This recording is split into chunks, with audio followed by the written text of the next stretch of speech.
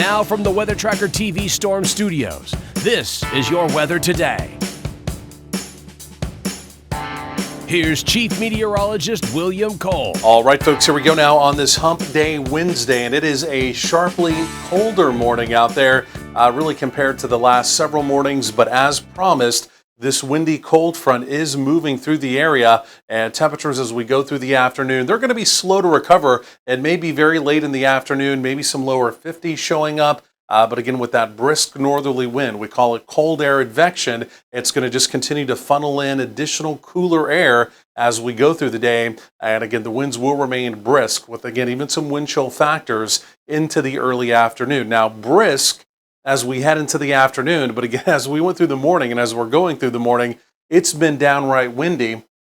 In fact, these are some of the peak wind gusts around the area, right? So for any one location, the highest wind gust since midnight. And again, you can even see across the runway at DFW a 38 mile per hour wind gust. Several locations there closing in on 40. In fact, there was even a 41 mile per hour gust down in the Hillsborough area. Now, again, the winds will continue to diminish slowly but surely as we go through the morning into the afternoon. But again, still, it'll be brisk, as I mentioned, even into the afternoon. So there's the blue line. That's the cold front. It's essentially through North Texas. It's now beginning to exit out of our southeastern counties. And again, the front did come through dry. You're seeing a couple areas of green showing up. Those are basically false echoes, maybe a couple raindrops falling out of the clouds. But again, the air mass is so dry, they're essentially drying up before they make it to the ground. But look at this air mass.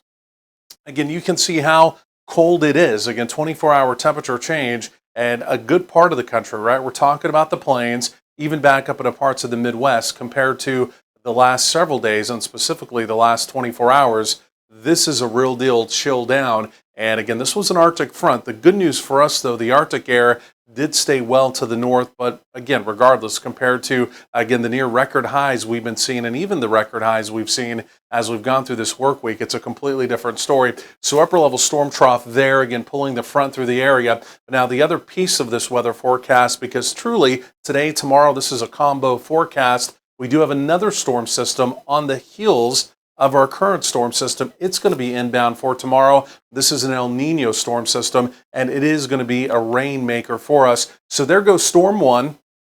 You can see the big dip exiting away, pulling the front through. But again, on the back side of it, here comes this next little storm. Again, this will be in the subtropical jet, opportunity of rain. Like I mentioned, that'll be for tomorrow, Thursday. We clear things out, but by late weekend, especially as we get into next week, it's all going to be about this big storm trough coming out. The details continue to evolve with that, but the opportunity next week, Monday, Tuesday, maybe even more so Wednesday, now the way it looks, there may be a few showers, maybe a couple rumbles of thunder around. And again, one of those days next week, we'll have to kind of fine tune it, so to speak. There may be an opportunity of even some storms in the area, but again, that's still several days away.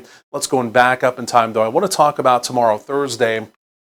And again, you can see it's not going to be a wall of rain moving through, as we've been mentioning as we've gone through the week. But again, scattered showers will be ongoing through a good part of the day. So again, the morning commute, even the evening commute for tomorrow, Thursday, here in the Metroplex could be wet. And again, the roadways may be damp. And again, the rain will basically continue till about midnight, talking about early Friday morning. Then we taper it off. And again, we do begin to even rebound the temperatures. And again, we dry things out again Friday into the weekend. What about how much rain?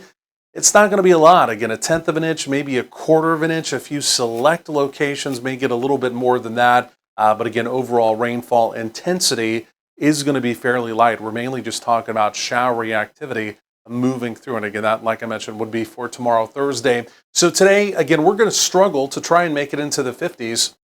Again, with that northerly wind kind of funneling in, so to speak, some more of that cooler air from the north.